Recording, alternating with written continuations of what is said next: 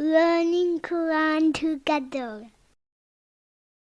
بسم اللہ الحمدللہ والصلاۃ والسلام علی رسول اللہ۔ سورہ البقرہ آیت نمبر 261۔ مثل الذین، مثال ان کی جو ینفقون خرچ کرتے ہیں اموالہم اپنے مالوں کو فی سبیل اللہ اللہ کی راہ میں، کمثلی مثال جیسے حبۃ ایک دانے کی ہے، انبتت اس نے اگائیں سب سنابلا 7 بالیاں، فی کل سنبلات ہر بالی میں 100 حبۃ 100 دانے ہیں۔ اللہ تعالیٰ کی راہ میں جو مال خرچ کیا جاتا ہے اللہ تعالیٰ اس کو بڑھا دیتے ہیں۔ اس کی مثال ایک دانے سے دی گئی ہے جس کو بونے سے 7 بالیاں نکلے اور ہر بالی میں 100 دانے ہوں۔ اس سے اللہ تعالیٰ یہ سمجھا رہے ہیں کہ اس کی راہ میں مال خرچ کرتے ہوئے جتنا خلوص ہوگا اسی کے مطابق اس کا اجر زیادہ ہوگا۔ جو رب ایک دانے سے 700 دانے نکال سکتا ہے وہ 1 روپے کو ترقی دے کر 700 بھی کر سکتا ہے۔ یہ آیت سیدنا عثمان بن عفان رضی اللہ تعالیٰ عنہ اور سیدنا عبد الرحمن بن عوف رضی اللہ تعالیٰ عنہ کے غزوہ تبوک میں انفاق کے بارے میں نازل ہوئی۔ حضرت عثمان رضی اللہ تعالیٰ عنہ نے جب 1000 اونٹ اور 1000 دینار نبی صلی اللہ علیہ وآلہ وسلم کے سامنے لا کر رکھے تو آپ ان کو الٹتے پلٹتے رہے اور فرمایا آج کے بعد عثمان کا کوئی فعل اسے نقصان نہیں دے گا۔ اسی طرح عبد الرحمن بن عوف رضی اللہ تعالیٰ عنہ نے نبی صلی اللہ علیہ وآلہ وسلم کے پاس 4000 درہم لے کر آئے اور کہا اے اللہ کے رسول، میرے پاس 8000 درہم تھے، میں نے 4000 اپنے اور اپنے گھر والوں کے لیے روک لیے اور 4000 میں نے اپنے رب کو قرض دے دیے۔ تو آپ صلی اللہ علیہ وآلہ وسلم نے فرمایا اللہ تعالیٰ آپ کو اس میں برکت دے جو آپ نے روک دیا اور جو آپ نے عطا کر دیا۔ اللہ، اور اللہ یضاعف بڑھاتا ہے لمن یشاء جس کے لیے چاہتا ہے، یعنی اللہ تعالیٰ بے حساب اجر عطا فرماتا ہے۔ وہ انفاق بڑھتا ہے جو اللہ تعالیٰ کی رضا کے لیے اخلاص کے ساتھ کیا جائے۔ انفاق خرچ کرنے والے کے حالات، اس کے اخلاص، خرچ کرنے کی کیفیت، اس کا منافع اور موقع کی مناسبت سے بڑھتا ہے۔ حضرت خریم بن فاتق رضی اللہ تعالیٰ عنہ روایت کرتے ہیں کہ آپ صلی اللہ علیہ وآلہ وسلم نے فرمایا جو شخص اللہ تعالیٰ کے راستے پہ خرچ کرتا ہے اس کے لیے 700 گنا اجر لکھا جاتا ہے۔ ترمذی 1625۔ اسی طرح ابو مسعود انصاری رضی اللہ تعالیٰ عنہ سے روایت ہے کہ ایک آدمی ایک اونٹنی لے کر آیا جس کو مہار ڈالی ہوئی تھی۔ عرض کیا یہ اللہ کے راستے میں صدقہ ہے، تو آپ صلی اللہ علیہ وآلہ وسلم نے فرمایا تیرے پاس قیامت کے دن اس کے بدلے 700 اونٹنیاں ہوں گی جن کو مہار ڈالی ہوئی ہوگی۔ صحیح مسلم 4897۔ واللہ، اور اللہ واسع بڑی وسعت والا ہے، علیم سب کچھ جاننے والا ہے۔ وہ وسعت والا ہے، اس کا ہاتھ تنگ نہیں کہ کسی مومن کا عمل جتنی ترقی کر سکتا ہو اتنی ترقی نہ دے۔ اللہ تعالیٰ کا فضل وسیع ہے، اس کی وسعت کبھی ختم ہونے والی نہیں، اس کی عطا بے حساب ہے، لہٰذا خرچ کرنے والے کو یہ نہیں سوچنا چاہیے کہ اس کے لیے کوئی انعام مشکل ہے۔ اللہ تعالیٰ علیم ہے، سب کچھ جاننے والا ہے، وہ بے خبر نہیں ہے کہ جو خرچ کیا جائے اسے معلوم ہی نہ ہو کہ کون 2 گنا اور 4 گنا ثواب کا مستحق ہے۔ اللہ تعالیٰ سے کچھ بھی چھپا ہوا نہیں ہے کہ اسے انسان کے سچے جذبوں کی خبر ہی نہ ہو اور ان کا اجر جو ہے وہ مارا جائے۔ اللہ تعالیٰ تو نیتوں کا حال جانتا ہے، وہ اپنے علم کی وجہ سے نیکی اور نیتوں پر اجر دیتا ہے کیونکہ اس کا علم اور حکمت کامل ہے۔ الذین، وہ جو ینفقون خرچ کرتے ہیں اموالہم اپنے مال فی سبیل اللہ اللہ کے راستے میں۔ اللہ تعالیٰ یہ واضح فرماتے ہیں کہ سب کچھ اسی کا دیا ہوا ہے اور مال و دولت اسی کی ملکیت میں ہے، سارے اسباب اللہ تعالیٰ کے پیدا کردہ ہیں۔ دولت والے اس رزق کے جو اللہ تعالیٰ نے دیا ہے محافظ ہے اور امین ہے۔ اگر کوئی مال خرچ کر کے نیکی کرتا ہے تو وہ اللہ تعالیٰ کو قرض دیتا ہے اور اللہ تعالیٰ اسے کئی گنا بڑھا چڑھا کر دیں گے۔ صدقہ کرنے سے نہ مال کم ہوتا ہے نہ ضائع ہوتا ہے۔ ثم، پھر لا یتبعون، نہیں وہ پیچھے لاتے، ما انفقوا، اس کے جو انہوں نے خرچ کیا، منن، احسان کو، ولا اذن، اور نہ اذیت کو۔ پھر جو انہوں نے خرچ کیا اس کے پیچھے نہ کسی طرح کا احسان جتلاتے ہیں نہ ہی کوئی تکلیف پہنچاتے ہیں۔ احسان جتلانے سے مراد یہ ہے کہ جس پر صدقہ کیا ہو اس کے سامنے صدقہ اور اس کی تعداد کا ذکر کرنا اور اس پر اپنی بڑائی ثابت کرنا۔ احسان جتلانا ایک ناپسندیدہ کام ہے۔ جو احسان جتلاتا ہے وہ تکبر میں مبتلا ہو جاتا ہے۔ اذن سے مراد تکلیف پہنچانا، یہ کہنا کہ میں نے تمہیں فلاں فلاں چیز نہیں دی تھی اور یہ کہ میں نے تم پر اس طرح خرچ نہیں کیا۔ احسان جتانے سے انفاق جو ہے وہ اذیت کا ذریعہ بن جاتا ہے اور اس طرح پھر وہ بے اثر ہو جاتا ہے۔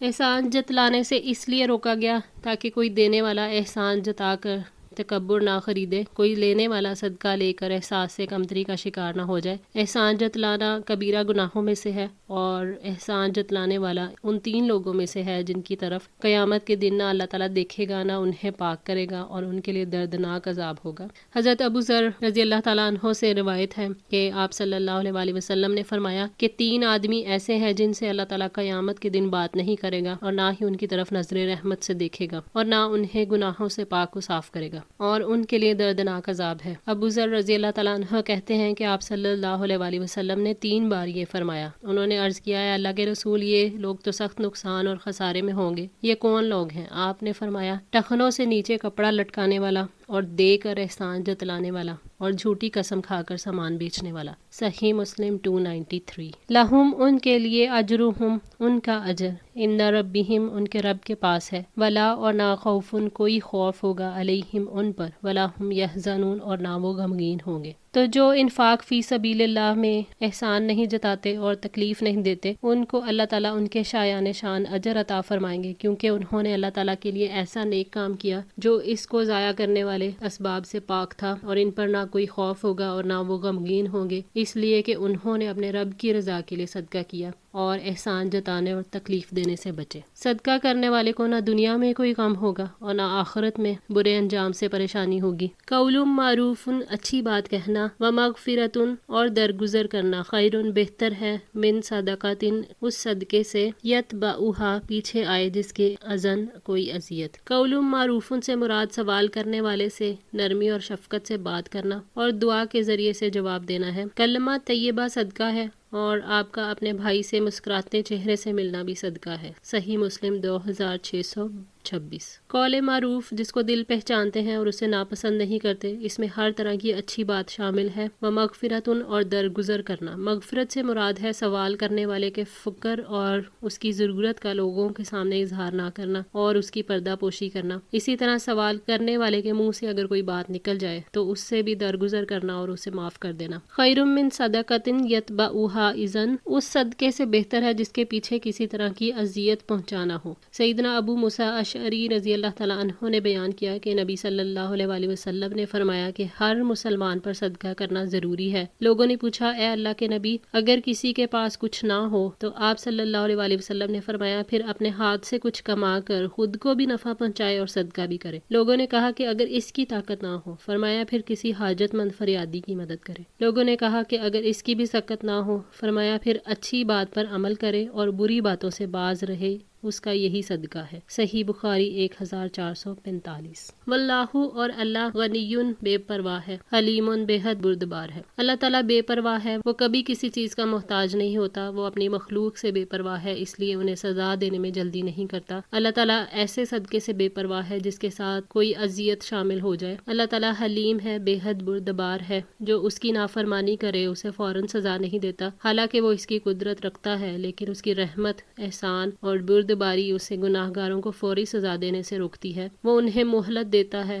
انہیں مختلف انداز سے اپنی آیات سناتا اور دکھاتا ہے تاکہ وہ اس کی طرف رجوع کریں۔ البتہ جب یہ ظاہر ہو جاتا ہے کہ ان لوگوں میں کوئی خیر نہیں رہی اور انہیں آیات سے کوئی فائدہ نہیں ہو رہا، پھر ان پر عذاب نازل فرما دیتا ہے اور اپنے عظیم ثواب سے محروم فرما دیتا ہے۔ تفسیر سعدی۔ یا ایھا الذین آمنوا اے لوگو جو ایمان لائے ہو، لا تبطلوا نہ تم ضائع کرو صدقاتکم اپنے صدقات کو، بالمنی احسان کے ساتھ، والاذی اور اذیت کے۔ یہاں انفاق کے 2 اہم آداب بتائے گئے ہیں، منن احسان نہیں جتانا، والاذی اور تکلیف نہیں دینی۔ احسان جتانے اور تکلیف پہنچانے سے صدقہ ضائع ہو جاتا ہے اور گناہوں کے نتیجے میں نیک اعمال ضائع ہو جاتے ہیں، جیسے اللہ تعالیٰ نے فرمایا سورہ محمد کی آیت 33 میں وَلَا تُبْطِلُوا أَعْمَالَكُمْ اور اپنے اعمال ضائع نہ کرو۔ کالذی اس کی طرح جو ينفق خرچ کرتا ہے مالہ اپنے مال کو، رئاء الناس لوگوں کو دکھانے کے لیے، ولا یؤمن باللہ اور نہیں وہ ایمان لاتا اللہ پر، والیوم الآخر اور آخرت کے دن پر۔ اس سے مراد یہ ہے کہ صدقے کا ثواب ضائع نہ کر لو، جیسے منافق ریاکاری سے صدقے کا ثواب ضائع کر لیتا ہے جو اللہ اللہ کی رضا اور آخرت کے ثواب کا ارادہ نہیں رکھتا۔ ریاکاری سے مراد دکھاوے کے لیے کیے جانے والا عمل ہے جس میں نہ اللہ کی رضا کا ارادہ ہے اور نہ ہی اجر و ثواب کی امید ہوتی ہے۔ حضرت ابو ہریرہ رضی اللہ تعالیٰ عنہ سے روایت ہے کہ رسول اللہ صلی اللہ علیہ وآلہ وسلم نے فرمایا کہ اللہ تعالیٰ فرماتا ہے کہ میں سب سے زیادہ شرک سے لاپرواہ ہوں۔ اگر کوئی ایسا عمل کرتا ہے جس کے اندر کسی دوسرے کو میرا ساجی قرار دیتا ہے، یعنی خالص میری رضا کے لیے نہیں کرتا، تو میں اس کو اور اس کے شرک کو چھوڑ دیتا ہوں۔ صحیح مسلم۔ اسی طرح محمود بن لبید راوی کہتے ہیں کہ رسول اللہ صلی اللہ علیہ وآلہ وسلم نے فرمایا مجھے تمہارے متعلق سب سے زیادہ اندیشہ شرک اصغر کا ہے۔ صحابہ نے عرض کیا یا رسول اللہ شرک اصغر کیا ہے؟ فرمایا ریاکاری۔ مسند احمد۔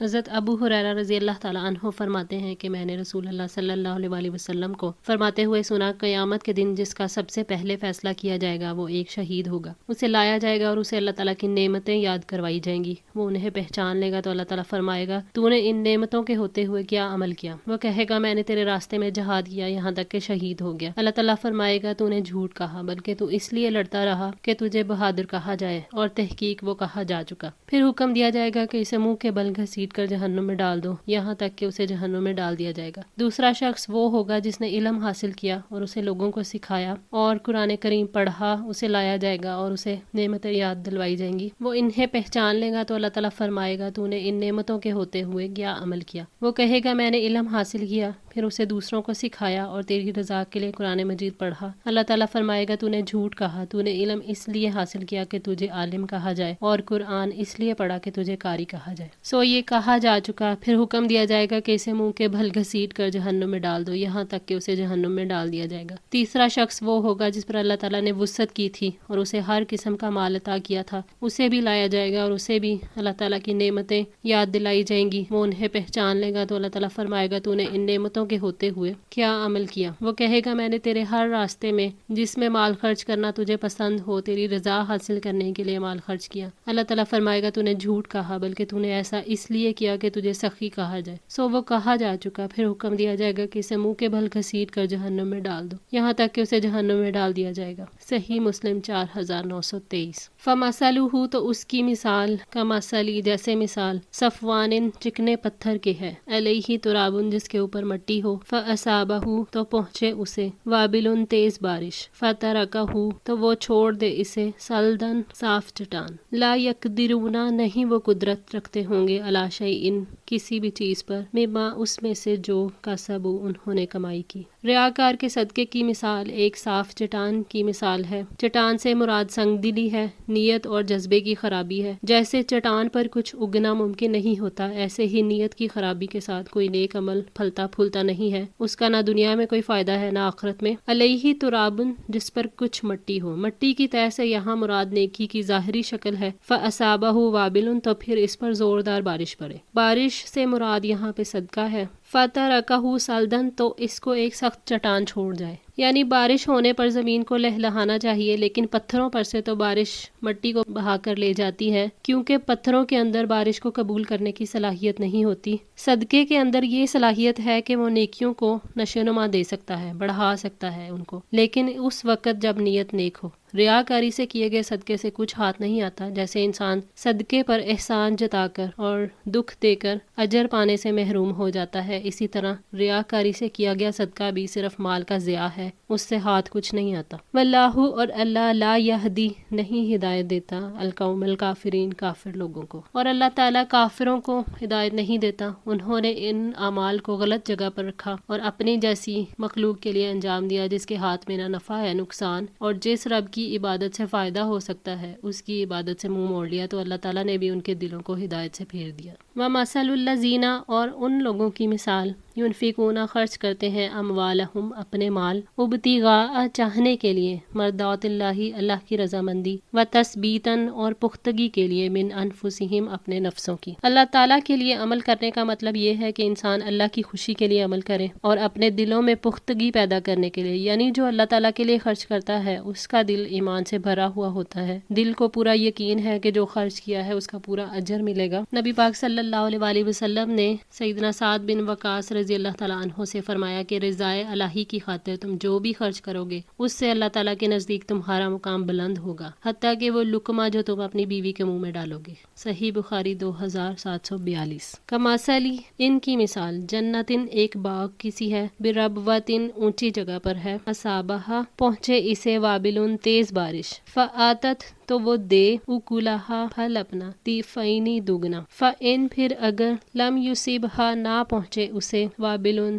تیز بارش، فتلن تو پھوار۔ ان کی مثال ایک ایسے باغ کی مثال کی طرح ہے جو کسی اونچی جگہ پر ہو، اسے زور کی بارش پہنچے تو وہ اپنا پھل دگنا لائے، پھر اگر اسے زور کی بارش نہ بھی پہنچے تو پھر کچھ شبنم ہی کافی ہے۔ اللہ تعالیٰ نے یہاں انفاق کرنے والے کی مثال ایک باغ کے ساتھ دی ہے جس کا دل ایک سرسبز باغ کی طرح ہے، یعنی دل کے اندر ایمان کی تر و تازگی ہے، اور یہ باغ جو ہے وہ اونچی زمین پر ہے جس کو صبح دوپہر شام سورج کی پوری روشنی پہنچتی ہے، اور اس کے پھل بھی زیادہ بہتر ہوتے ہیں۔ یعنی دل کا مقام جو ہے وہ بلند ہے، جو ایمان والا ہے اس کے اندر نیکیاں کرنے کی بھرپور صلاحیت موجود ہے، اسے اگر زور کی بارش پہنچے تو وہ اپنا پھل دگنا لائے۔ یعنی اونچی زمین پر موجود اس باغ پر زمین نمدار ہونے اور بکثرت پانی کی وجہ سے اس کا پھل جو ہے وہ دگنا ہوتا ہے، لیکن اگر اسے بارش نہ بھی پہنچے تو کچھ شبنم ہی کافی ہے، یعنی عمدہ زمین کی وجہ سے معمولی سی بارش بھی اس کے لیے کافی ہے۔ تو یہاں بارش سے مراد صدقہ کرنے کی خالص نیت ہے، اچھے جذبے کے ساتھ، نیک نیتی کے ساتھ کیا گیا جو صدقہ ہے وہ دل کو سیراب کرتا ہے اور اس سے نئی زندگی ملتی ہے، کیونکہ صدقہ دل کو پاک کر دیتا ہے۔ یہ اللہ تعالیٰ کی راہ میں خرچ کرنے والوں کا حال ہے، کوئی زیادہ خرچ کرے یا کم،